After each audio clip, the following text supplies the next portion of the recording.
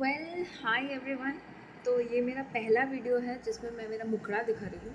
वरना तो बाकी वीडियोस में तुम्हें मेरी साउंड मिलती है और साउंड के साथ नॉइज़ भी मिलता है। I am trying my best कि ताकि मैं नॉइज़ को हटा पाऊँ। तो जो मेरा नॉइज़ कैंसिलेशन वाला माइक है उसका ऑर्डर थोड़ा लेट आ रहा है, so I am very sorry for that thing. तो आज हम लोग जो जिस बारे में बात करने वाले हैं वो ऑलरेडी तुम्हें थंबनेल में दिख रहा है, फिर भी बता देती हूँ, तुम्हें मेरे स्क्रीन के पास भी दिख रहा होगा वो चीज़। तो मेनली मैं तुम्हें यही बताना चाहती हूँ कि हमारे लिए ना डॉक्टर बनना एक बहुत ही बड़ा सपना है, ठीक है, बहुत बड़ा सपना है हमारे लिए। पर इस डॉक्टर की जर्नी में क्या क्या आता है, क्या क्या पढ़ाई करनी पड़ती है और क्या क्या चीज़ें यहाँ पे हमें सीखनी पड़ती है, ये जानना बहुत ज़्यादा ज़रूरी है। मतलब कि ऐसा है कि हम लोग ये तो जानते हैं कि डॉक्टर बन जाएंगे, पर ये नहीं जानते कि उसकी कॉन्सिक्वेंसेस कैसी है, ठीक है। तो ज़्यादा बातें नहीं करेंगे, काम का काम ज़्यादा करेंगे। तो आज मैं तुम लोग के लिए एक इन्फॉर्मेशन लेके आई हूँ कि तुम लोग नीट, मतलब कि नीट हो जाने के बाद जब एमबीबीएस में एंटर कर रहे हो तो सिनेरियो कैसा होने वाला है।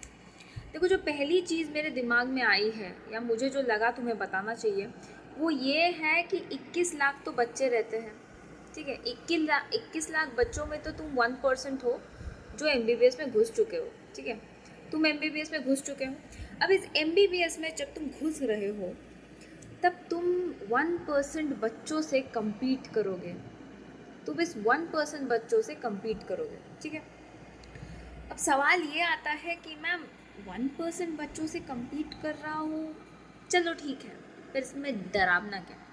डरावना है भाई, क्योंकि इस 1% बच्चों से तुम्हें 4 साल रेजिस्ट करना है अपने आप को, तुम्हें बचाना है खुद को, तुम्हें इन 1% में खुद को खड़ा करना है। हर एक साल तुम्हें हर एक सेमेस्टर में अपने आप को प्रूव करना है कि yes I can be a doctor, yes I am trying to be a doctor, yes I deserve the seat of an doctor. तुम्हें ये चीज़ दुनिया को दिखानी है, सोसाइटी को दिखाना है, कॉलेज को दिखाना है, इस 1% स्टूडेंट्स को, इस 1% स्टूडेंट्स को दिखाना है, ठीक है। सो ये काफ़ी डरावनी चीज़ है, ठीक है। इसे समझना बहुत ज़्यादा ज़रूरी है क्योंकि ये इतना ज़्यादा इंटेंस सीन है जिसके बारे में कोई बात नहीं करता एक्चुअली। ये वीडियो बनाने का मेन पर्पस पता है क्या है? ताकि मैं तुम लोगों को नीट देने से पहले ये वार्निंग दे सकूँ कि अगर तुम लोग नीट देने के लिए रेडी हो तो तुम्हें नीट देने के बाद की कॉन्सिक्वेंस भी पता चलनी चाहिए। ऐसा ना हो कि कल जाके तुम पेरेंट्स को बोलो कि मेरे से हो नहीं रहा है, ठीक है। ऐसा ना हो भगवान करके कि तुम लोड ना ले सको और कोई गलत डिसीजन लेगा। इससे अच्छा है कि तुम्हें हर चीज़ के बारे में प्रॉपर नॉलेज होनी चाहिए, ठीक है। तो 21 लाख बच्चों में 1% में से तुम compete कर रहे हो एमबीबीएस में। Now here is a very beautiful thing, that is कि तुम एमबीबीएस में घुसे हो, यानी कि तुम भूखे पेट नहीं मर सकते, okay. That is the most beautiful thing in MBBS कि तुम जब एमबीबीएस में घुस चुके हो तो तुम भूखे पेट कभी नहीं मर सकते। You will have a certified job from government और from the private hospitals. Hospital तुम्हें जॉब अलॉट करोगी क्योंकि तुम्हारे पास एमबीबीएस डिग्री है। ये एमबीबीएस ऐसी एक डिग्री होती है जो बिना पढ़ाई के पॉसिबल नहीं है। अगर तुम उन बच्चों में से हो जिनको पढ़ाई अच्छी लगती है, जिनको बहुत अच्छा लगता है कि पढ़ाई के साथ अपनी ज़िंदगी गुजारने को, तो एमबीबीएस तुम्हारे लिए ही है। तुम ही एमबीबीएस को डिजर्व करते हो, ठीक है। हो गया। तो हम लोगों ने एमबीबीएस के बारे में बहुत डायलॉग मार लिया। हमें ये भी पता चल गया कि 21 लाख बच्चों में हम वो 1% बनने वाले हैं, ठीक है। अब सवाल आता है कि एमबीबीएस में है क्या? सवाल आता है एमबीबीएस में है क्या? चलो देखते हैं एमबीबीएस में क्या है। देखो, तुम्हारे पास 4 साल का एमबीबीएस है, 4 साल एमबीबीएस है तुम्हारे पास। इसमें से तुम्हारा हर ईयर पे डिफरेंट टाइप्स का सिलेबस रहेगा, ठीक है। तो पहले मैं बात करना चाहती हूँ फर्स्ट ईयर के सिलेबस के बारे में। फर्स्ट ईयर का सिलेबस में तुम्हारे 3 सब्जेक्ट्स रहेंगे फर्स्ट ईयर सिलेबस में। तो उन 3 सिलेबस में पहला वाला है तुम्हारा एनाटॉमी। पहले बता दूँ एनाटॉमी क्या होता है। एनाटॉमी जनरली तुम्हारी जो इंटरनल बॉडी है, इंटरनल बॉडी के बारे में detailed study, whether it's bone, whether it's muscles, whether it's any kind of tissue, whether it's any kind of cell or cell division, everything, the study of the internal body is known as anatomy. तुम लोग पहले year पे पहला subject जो पढ़ने वाले हो वो है anatomy. You are going to study anatomy. After that you are going to study physiology. Physiology हर एक बॉडी एस्पेक्ट्स के लेके बात करती है, कभी कभी तो डिजीज़ लेके भी बात करती है। जो भी तुम्हारी बॉडीज़ में ऑब्स्ट्रैक्शंस है या जो डिजीजेस है उसकी स्टडी को हम लोग फिजियोलॉजी कहते हैं, ठीक है। उसके बाद हमारा आता है बायोकेमिस्ट्री। बायोकेमिस्ट्री, इसके बारे में तुम्हें ऑलरेडी 12th में थोड़ा बहुत नॉलेज आ रहा है कि हमारे जो मेटाबॉलिज्म्स होते हैं या हमारे जो एंजाइम्स काम करते हैं उसका जो साइंस है, उसका जो क्रिएशन है, उसका जो टेक्नोलॉजी है, वो आता है मेरी आई एम सो सॉरी, थोड़ी सी ग्लिच आ गई है। या बायोकेमिस्ट्री, वो तुम्हारी बायोकेमिस्ट्री होती है जिसमें तुम लोग हर मेटाबॉलिज्म के मैकेनिज्म के बारे में स्टडी कर रहे हो, दैट इज़ योर बायोकेमिस्ट्री। हर एक सब्जेक्ट जो यहाँ पे मैं समझा रही हूँ इसको डिटेल्स में पढ़ना ही एमबीबीएस का एक्चुअल धर्म है, एक्चुअल काम है। तुम लोग एमबीबीएस में वही पढ़ने वाले हो जो लोग तुम लोग 11th 12th में थोड़ा थोड़ा करके पढ़ रहे हो, थोड़ा थोड़ा पढ़ाई को थोड़ा थोड़ा एडवांस करके वही एमबीबीएस होता है। एमबीबीएस के बाद तुम्हारी असली जर्नी स्टार्ट होती है जब तुम असली बॉडी के साथ काम करना स्टार्ट करते हो, असली बॉडी के साथ, ठीक है। ओके, फर्स्ट ईयर का भाड़ा फूट गया, सेकेंड ईयर में आता है, ठीक है। सेकेंड ईयर में आते हैं, सेकेंड ईयर में हमें क्या क्या पढ़ना है? पहला चीज़ जो हमें पढ़ना है वो है कम्युनिटी मेडिसिन। कम्युनिटी मेडिसिन ऐसा नहीं है कि कम्युनिटी का मेडिसिन है, नहीं, हमें उन लोकल मेडिसिन के बारे में जानना होगा जो हमें कुछ नॉजियन इफेक्ट्स के लिए या वॉमिटिंग के लिए या तो हमारी नींद पूरी नहीं हो रही उसके लिए या तो मुझे बहुत ज़्यादा लूज मोशन हो रहा है उसके लिए, ऐसी छोटी छोटी चीज़ों के लिए जो मेडिसिन स्टडी ज़रूरी है उसे हम लोग कम्युनिटी मेडिसिन कहते हैं, ठीक है, उसे हम लोग कम्युनिटी मेडिसिन कहते हैं। Okay, I hope I am audible to you all and I hope तुम मेरी हर बात समझ पा रहे हो, ठीक है। फिर आता है फार्माकोलॉजी। फार्माकोलॉजी में तुम लोग बेसिकली स्टडी करते हो मेडिसिन के डोजेज के बारे में। मैम ये तो फार्मेसी जैसे हो गया ना? नहीं नहीं नहीं नहीं, फार्मासिस्ट अलग होते हैं, फार्माकोलॉजी अलग होती है। फार्मासिस्ट कंपोजिशन के बारे में स्टडी करते हैं, वो दवाई बनाते हैं, पर तुम स्टडी करने वाले हो कंपोजिशन के बारे में, डोजेज के बारे में, कौन सा मेडिसिन कहाँ पे एप्लीकेबल होना चाहिए उस बारे में। So it has a perfection of somewhere, okay. तो इसको हम लोग फार्माकोलॉजी बोलते हैं। पहला वाला कम्युनिटी मेडिसिन हो गया, सेकंड वाला फार्माकोलॉजी हो गया, ठीक है। थर्ड वाला जो है हमारा वो है microbiology. I am pretty sure कि ये वाला चीज़ तुमने बहुत बार सुना है, microbiology. Generally oh my God, इतना ग्लिच क्यों आ रहा है? माइक्रोबायोलॉजी, तो माइक्रोबायोलॉजी में होता क्या है? माइक्रोबायोलॉजी में तुम लोग बायोटेक्नोलॉजी का एक पार्ट पढ़ते हो जहाँ पे तुम लोगों को हर एक छोटी छोटी माइक्रोब्स के बारे में ज़्यादा स्टडी करनी पड़ती है। But I would must say कि इस जो माइक्रोबायोलॉजी का जो सिलेबस है वो तुम्हारी बीएससी और एमएससी जैसी नहीं होने वाली है। इसमें तुम लोग थोड़ा सा ही पढ़ोगे, बस 1 ईयर का सिलेबस है तुम लोग का। ऐसा नहीं है कि तुम लोग का सिलेबस कुछ इधर उधर हो रहा है, ऐसा बिल्कुल भी नहीं है। तुम लोग जो भी पढ़ने वाले हो यहाँ पे वो सब कुछ तुम लोग अच्छे से पढ़ने वाले हो एंड थोड़ा सा शॉर्ट टेन्योर के लिए पढ़ने वाले हो। ऐसा नहीं है कि तुम लोग बीएससी एमएससी जैसा पढ़ाई करोगे माइक्रोबायोलॉजी के बारे में, ठीक है। फिर आता है फॉरेंसिक मेडिसिन।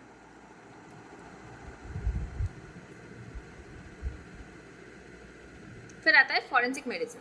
अब देखो फॉरेंसिक मेडिसिन में क्या होता है, आई प्रिटी श्योर आई एम कि तुम फॉरेंसिक के बारे में जानते हो। तुमने कभी ना कभी कोई क्राइम फिल्म तो ज़रूर देखी होगी। क्राइम फिल्म में क्या होता है, खुद बताओ क्या होता है? जनरली क्राइम फिल्म में क्या होता है, जब एक फॉरेंसिक एक्सपर्ट आता है वहाँ पे, पहले वो चेक करता है बॉडी के स्क्रैचेस चेक करता है, फिर वो चेक करता है वुंड्स को, फिर वो एनालिसिस करता है कि वुंड्स कैसे आ सकते हैं, क्या किसी को चाकू मारा गया था, क्या मुकेश ने उसको धक्का मारा, क्या मुकेश ने उसका गला दबाया, बहुत कुछ चेक किया जाता है ना। इसकी एनालिसिस मेडिसिन की जो स्टडी होती है उसको फॉरेंसिक मेडिसिन कहते हैं। ये क्यों पढ़ाया जाता है मैम? क्योंकि जो ऑटोप्सी स्पेशलिस्ट होती है ना वो हम लोग एमबीबीएस के बाद ही कर सकते हैं। ये बहुत बड़ा एक कन्फ्यूजन है कि जब फॉरेंसिक साइंस लेके हम लोग पढ़ाई कर रहे हैं, एमएससी बीएससी कर रहे हैं, तो वो हम तो वहीं से फॉरेंसिक एक्सपर्ट बन जाएंगे। नहीं नहीं, ऐसा नहीं होता। जनरली क्या होता है, फॉरेंसिक मेडिसिन वो वाली पढ़ाई है जहाँ पे तुम ऑटोप्सी स्पेशलिस्ट बनते हो, यानी कि बॉडी काट के जो एनालिसिस किया जाता है कि कैसे इंसान मरा, जहर खा के मरा, गला दब के मर गया, हार्ट अटैक से मर गया, न्यूमोनिया से मर गया, कैसे मरा, उसका एनालिसिस करने के लिए फॉरेंसिक मेडिसिन एमबीबीएस में पढ़ाई जाती है। एमबीबीएस के बाद जब तुम एमडी करते हो ऑटोप्सी लेके, वो अलग बात है, वो एक डिफरेंट सेक्टर हो गया, ठीक है। वैसे तो नीट पीजी का बहुत सारे सब्जेक्ट्स हैं, उसके बारे में भी कभी वीडियोस बनाएंगे, पर आज सिर्फ बात करते हैं एमबीबीएस के बारे में, क्या क्या टॉपिक्स एमबीबीएस में जरूरी है। ओके, ये फॉरेंसिक मेडिसिन हो गया मेरा। उसके बाद हम लोग आते हैं टॉक्सिकोलॉजी। टॉक्सिकोलॉजी को तुम लोग एक टाइप का साइकोलॉजिकल स्टडी भी बोल सकते हो। इसमें इंसान की टॉक्सिन्स के बारे में बात की जाती है, या तो मेंटल टॉक्सिन्स हो सकते हैं, फिजिकल टॉक्सिन्स हो सकते हैं। I know what is toxin. Toxin का मतलब ये है कि तुम्हारी बॉडी में जो ज़रूरी नहीं है उसको हम लोग टॉक्सिन कहते हैं, ठीक है। टॉक्सिकोलॉजी के बारे में बात कर लिया हम लोगों ने। फिर ओपीडी। अभी ओपीडी क्या होता है? ओपीडी एक बहुत स्पेशल चीज़ होती है जो सेकेंड ईयर में स्टार्ट हो जाती है तुम्हारे। OPD is a kind of round you are giving around the patients to study them, analyze them. ये वाला जो चीज़ है ना, ये हमेशा सेकेंड ईयर से स्टार्ट होता है। OPD हमेशा सेकेंड ईयर से स्टार्ट होता है। तुम्हें OPD करवाई जाती है ताकि तुम्हें इस बारे में एक वाकिफ नॉलेज हो कि तुम जो कर रहे हो वो क्या कर रहे हो, तुम ठीक से डिजीज़ को एनालिसिस कर सकते हो या नहीं, तुम केस स्टडी सही से कर रहे हो या नहीं।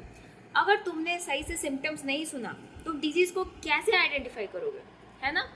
उसी के लिए OPD को बनाई गई है। OPD is nothing but a simple round of to the patients to analyze their diseases and their problems. ज़्यादा कॉम्प्लेक्स पेशेंट्स नहीं दिया जाता है। तुम लोगों का मेडिकल कॉलेज में एक डिविजन्स रहता है कि कैसे पेशेंट्स अलॉट करने चाहिए एक स्टूडेंट को एनालाइज करने के लिए, और वो तुम्हें जाके प्रोफेसर्स को सुनाना है कि सर मैंने ये केस स्टडी किया है, ये मुझे पता चला है इस पेशेंट के बारे में, और ये रिजल्ट्स आ सकते हैं।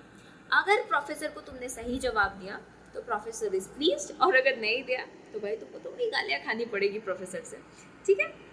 ओके, चलो ये हो गया। फिर थर्ड ईयर के सिलेबस में आते हैं। थर्ड ईयर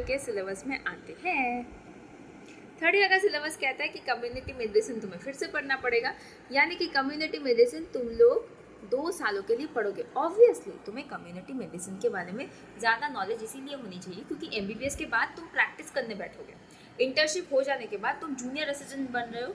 जूनियर रेसिडेंट्स में तुम प्रैक्टिस करने बैठ जाओगे तो तब तुम्हें मेडिसिन के बारे में एक एडिक्वेट नॉलेज तो होना है, तुम्हें तो होना ही है ना नॉलेज। इसीलिए कम्युनिटी मेडिसिन को थोड़ा सा ज़्यादा पढ़ाया जाता है, ठीक है। फिर आता है ENT जनरली पेशेंट के एनालिसिस के ऊपर डिपेंड करता है, यानी कि उसका जो फेशियल स्ट्रक्चर है ना, यानी कि आइज़ बोलो, ईयर्स बोलो, लिप्स बोलो, थ्रोट ये जो हमारा गला खराब होता है, इन सब के बारे में जो हम लोग का ट्रीटमेंट प्रोसीड्योर होता है उसको हम लोग ENT कहते हैं। जनरली इसको ही कहते हैं। अगर मैं थोड़ी सी गलत हूँ, अगर कोई मेडिकल स्टूडेंट मेरी वीडियो देख रहा है तो प्लीज़ मुझे थोड़ा सा करेक्शन कर देना आके, ठीक है। तो इसको हम लोग ENT कहते हैं, ठीक है। ENT के बारे में बात हो गया। अब हम लोग बात करेंगे ऑप्थेल्मोलॉजी के बारे में। अब ऑप्थेल्मोलॉजी जो है ना, वो क्या होता है, देखो जनरली इसमें हम लोग स्टडी करते हैं आई के बारे में। आई के बारे में हम लोग स्टडी करते हैं यहाँ पे। तो अब आई के बारे में तो बहुत सारी स्टडी होती है मैम। हाँ, जैसे कि देखो, एक होता है आई ट्रीटमेंट, एक होता है तुम्हारा पावर चेक करना, तो बहुत सारी आई के डिफरेंट लेवल्स रहते हैं। तो ऑप्थेल्मोलॉजी एक आई ट्रीटमेंट के बारे में इंट्रोडक्शनल स्टडी है, ठीक है। MBBS में तुम लोग हर चीज़ को थोड़ा टच करके जा रहे हो, और नीट PG में तुम लोग उसके बारे में स्पेशलाइजेशन कर रहे हो। तो दोनों में डिफरेंस तो थोड़ा बहुत है ना, डिफरेंस है थोड़ा सा। ओके, तो यहाँ पे हम लोग का थर्ड ईयर हो गया। अब फाइनल ईयर पे आते हैं। तो फाइनल ईयर का सिलेबस थोड़ा सा टाइट होने वाला है। मतलब फाइनल ईयर पे तुम्हें ज़िंदगी की सारी दुख एक साथ दी जाएगी, क्योंकि तुम्हें साइकियाट्री भी पढ़ाई जाएगी। साइकियाट्री का मतलब है कि तुम्हें मेंटल हेल्थ को लेकर पढ़ाई करना है। तुम्हें एक इंसान के कॉमन डिजॉर्डर, मेंटल डिजॉर्डर्स, उनकी मेंटल हेल्थ के बारे में पढ़ाई करनी है। तो उसको हम लोग क्या कहते हैं? हम लोग उसको साइकियाट्री कहते हैं, ठीक है। फिर तुम्हें डर्मेटोलॉजी के बारे में पढ़ना है। इसके बारे में डर्मेटोलॉजी के बारे में पढ़ना है तुम्हें, ठीक है। डर्मेटोलॉजी का मतलब है कि तुम्हें यहाँ पे स्किन लेके पढ़ाई करनी है, ठीक है। तुम्हें यहाँ पे स्किन लेके पढ़ाई करनी है, और सिर्फ स्किन लेके पढ़ाई नहीं करनी है, तुम्हें स्किन की डिजीजेस को एनालिसिस तक करना है, ठीक है। तो ये हो गया डर्मेटोलॉजी। फिर हो गया तुम्हारा वेरोनोकोलॉजी, वो that is same like dermatology, तो इसके बारे में ज़्यादा एक्स्ट्रा नहीं बता रही हूँ मैं। पेडियाट्रिक्स पढ़ना है। पेडियाट्रिक्स ये होता है सबसे चैलेंजिंग। इसमें तुम्हें बच्चों के बारे में पढ़ना है, बिल्कुल न्यूबॉर्न्स के बारे में पढ़ना है तुम्हें, और उनके साथ डील भी करना है, ठीक है। ऐसा नहीं कि पढ़ लिया, सिर्फ डील भी करना है उन सब पेशेंट से, ठीक है। तो पेडियाट्रिशियंस मतलब the patients who are allotted for the child and the child treatment, ठीक है। एंड एनेस्थेशियोलॉजी। एनेस्थेशियोलॉजी इसका मतलब क्या है? एनेस्थेशिया का मतलब है किसी को सेंसलेस करना बिफोर द ऑपरेशन। किसी भी टाइप का ऑपरेशन होने से पहले एनेस्थेशिया दिया जाता है। देखो, अगर एनेस्थेशिया मैं नहीं दूँ तो वो इंसान दर्द में मर जाएगा ऑपरेशन के वक्त। उस इंसान को जिंदा भी रखना है, उस इंसान का ऑपरेशन भी करना है, यानी कि हम लोग अगर उनको एनेस्थेशिया दे दें, वो अपनी बॉडी के पेन को फील नहीं कर पाएंगे। इसीलिए एनेस्थेशियोलॉजी पढ़ाया जाता है। They are the kind of NEET PG specialist जो सिर्फ ओटी के टाइम पे सेंसलेस करते हैं। तुम सोच सकते हो सिर्फ सेंसलेस करने के लिए डॉक्टर्स बनाए गए, सिर्फ सेंसलेस करने के लिए। But you need a excellent grade for becoming an anaesthetist. You need a excellent grade for becoming anaesthetist, for NEET PG के लिए मैं वो बोल रही हूँ, ठीक है। फिर आता है ऑर्थोपेडिक्स। ऑर्थोपेडिक्स का मतलब है हड्डी। हड्डी मतलब मेरे दादाजी।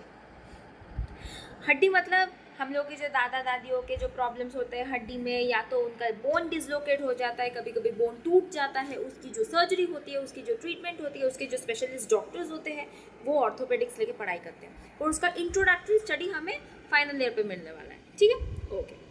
फिर आता है हम लोग का ऑब्स्टेरिक्टिक्स। जनरली ये बच्चों के बारे में है, माँ के बारे में है, और गायनेकोलॉजी। गायनेकोलॉजी से मेरा बहुत पुराना रिश्ता है। धीरे धीरे पता चल जाएगा, जितना मेरे चैनल पे पुराने होते जाओगे उतना पता चल जाएगा कि मेरा गायनेकोलॉजी से क्या पुराना रिश्ता है। पर एटलीस्ट मैं ये बोल सकती हूँ, gynaecology is the study of the womens having any kind of menstrual problem, any kind of pregnancy problem, having any kind of pregnancy, birth, उसके बारे में जो स्टडी होती है उसको हम लोग गायनेकोलॉजी कहते हैं। Gynaecology is a very very interesting subject. Obstetrics ये भी बहुत ही इंटरेस्टिंग है। I am sorry if I am pronouncing wrong. So ये भी बहुत इंटरेस्टिंग है सब्जेक्ट है। तो मैंने सारे सब्जेक्ट्स के बारे में एक अच्छी एनालिसिस दे दी हर एक के बारे में। एंड आई मस्ट से कि मुझे एनेस्थेशियोलॉजी बहुत पसंद है, गायनेकोलॉजी बहुत पसंद है, क्योंकि इन सब को बनने के लिए एक्चुअल अच्छा स्टूडेंट बनना पड़ता है, ठीक है। डर्मेटोलॉजी भी मुझे बहुत पसंद है। सो मुझे जो सबसे ज़्यादा पसंद है और मैं चाहती हूँ कि सबको बनना चाहिए, वो है साइकेट्री लेके सबको पढ़ाई करनी चाहिए। मेंटल हेल्थ आज के दिन में मेंटल हेल्थ की बहुत ज़्यादा चिंता इस सोसाइटी को है, और मुझे ऐसा लगता है कि सोसाइटी को इस चिंता के बारे में सोचना भी चाहिए, क्योंकि अगर एक बच्चे का मेंटल हेल्थ सही नहीं रहेगा ना, तो वो कोई काम नहीं कर पाएगा, ठीक है। तो फाइनल ईयर के सिलेबस के बारे में हम लोगों ने बात कर लिया। उसके बाद क्या आता है? उसके बाद एक बहुत इंटरेस्टिंग चीज़ आता है मैम। उसके बाद आता है इंटर्नशिप। थोड़ा सा मोटा करके लिख रही हो, सबको दिखना चाहिए इंटर्नशिप में तुमको कितना पैसा मिलता है। जनरली मोर अबाउट, मैं मेडिकल बैकग्राउंड से हूँ इसलिए मुझे पता है ये चीज़।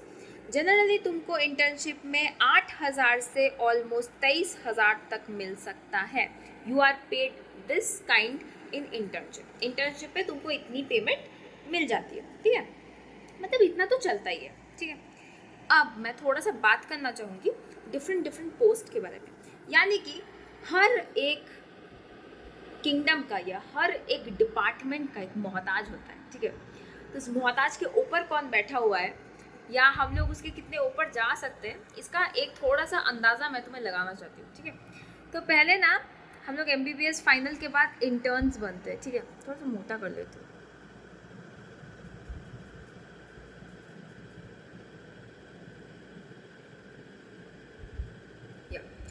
तो पहले ना हम लोग इंटर्न्स बनते हैं, ठीक है। इंटर्न्स बनते हैं, इंटर्न्स के बाद हम जूनियर रेसिडेंट्स बनते हैं। क्या बनते हैं? जूनियर रेसिडेंट्स बनते हैं, ठीक है। हम लोग जूनियर रेसिडेंट्स बनते हैं। इसके बाद ना हम लोग सीनियर रेसिडेंट्स बनते हैं। मैं धीरे धीरे समझाऊंगी कौन सा क्या है, कैसे कौन काम करता है, सब समझाऊंगी, ठीक है। सीनियर रेसिडेंट्स बनते हैं, उसके बाद हम चीफ रेसिडेंट्स बनते हैं, ठीक है। चीफ रेसिडेंट्स बनते हैं, उसके बाद हम लोग फेलोशिप्स करते हैं, यानी कि हम लोग फेलो बनते हैं, ठीक है। उसके बाद हम लोग बनते हैं attend physicians. I hope my hand writing is very very clear to you. उसके बाद हम लोग बनते हैं HOD, ठीक है, head of the department, HOD। इसके बारे में तो तुम्हें पता ही होगा। उसके बाद जो बॉस होता है पूरे मेडिकल डिपार्टमेंट का बॉस, मेडिकल डायरेक्टर्स।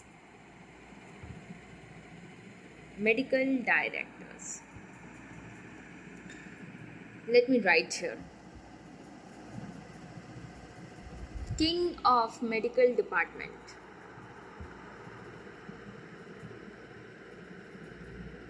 ठीक है। ये लोग क्या होते हैं? किंग ऑफ मेडिकल डिपार्टमेंट होते हैं ये लोग। Okay okay okay okay okay okay. तो ये सब चीज़ें हम लोगों ने देख ली। अब यहाँ पे देखो, इतना लंबा मैंने फ्लो चार्ट बना दिया तुम लोगों के लिए। ये फ्लो चार्ट मैंने बनाया और इस फ्लो चार्ट से अब हमें अंदाज़ा लगाना है कि हम लोग का कितना पोस्ट है, क्या क्या पोस्ट की मीनिंग्स है। इंटर्न का मतलब है तुम सिर्फ मेडिसिनल स्टडी करके पूरा MBBS को बिता के पहला एक्सपीरियंस ले रहे हो पेशेंट्स को स्टडी करने के लिए, उसको हम लोग इंटर्न्स कहते हैं, ठीक है। जूनियर रेसिडेंट्स का मतलब है तुम थोड़ा सा और एक्सपर्ट बन रहे हो खुद के काम में, यानी कि पेशेंट एनालिसिस में थोड़ा सा और एक्स्ट्रा एफर्ट डाल रहे हो, यानी कि तुम लोग फर्स्ट ईयर में हो इंटर्न के। Interns first year is known as junior residents. Senior residents का मतलब है तुम लोग इंटर्नशिप के सेकेंड ईयर में हो, यानी कि तुम सीनियर रेसिडेंट हो। और चीफ रेसिडेंट्स का मतलब है अब तुम बॉस बन चुके हो। अब तुम बॉस बन चुके हो, तुम अब कोई भी अलॉटेड काम कर सकते हो। तुम अभी कोई भी चीज़ अलॉट किया जाए तुम्हें, किसी भी पेशेंट को एनालिसिस करने के लिए तुम्हें दिया जाए, तुम कर सकते हो। पर तुम्हारे पास, याद रहे, तुम्हारे पास अभी तक सुपर स्पेशलाइजेशन नहीं है, इसीलिए किसी भी टाइप का ऑपरेशनल काम तुम अभी भी नहीं कर सकते। अगर कोई सर्जरी का काम आता है तुम अभी भी नहीं कर सकते, क्योंकि तुम स्पेशलाइज नहीं हो उसके लिए, ठीक है। उसके बाद फेलोशिप, यानी कि मेरी पढ़ाई का मतलब है या तो मैं MBA कर रहा हूँ, या तो मैं MCH कर रहा हूँ, या तो मैं नीट PG कर रहा हूँ। मैं पकड़ती हूँ नीट PG, क्योंकि ज़्यादातर लोग MBBS के बाद नीट PG करते हैं, ठीक है। उसके बाद हम बनते हैं अटेंड फिजिशियन। अटेंड फिजिशियन है राइट नाउ बहुत सारे डॉक्टर्स अटेंड फिजिशियन है, यानी कि इसका क्या मतलब है?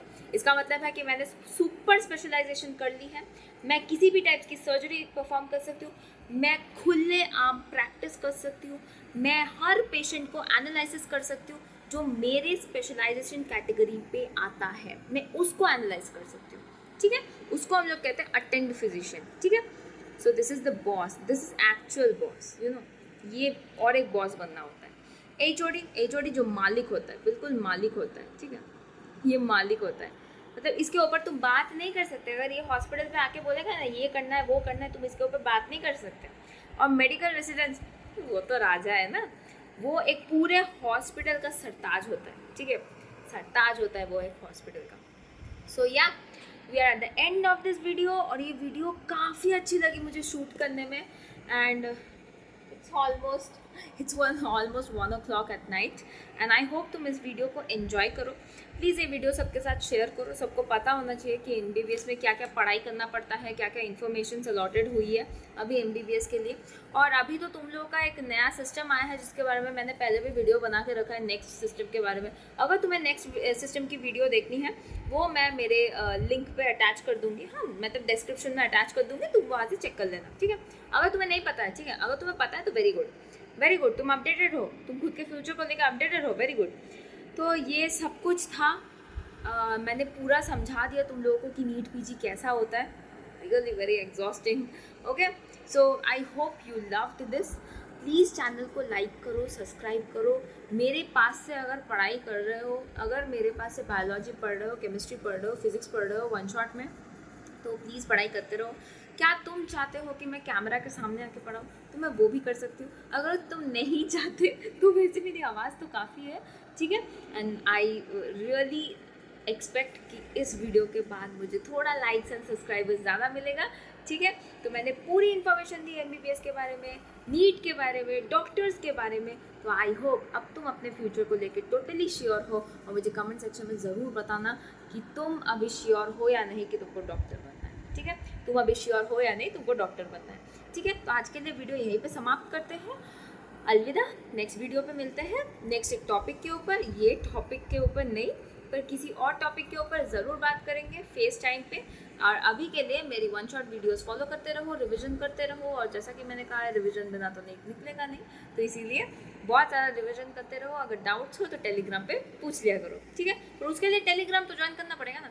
टेलीग्राम का लिंक भी मैंने डिस्क्रिप्शन में दे के रखा, वहाँ से ज्वाइन कर लेना। Okay, stay tuned and bye.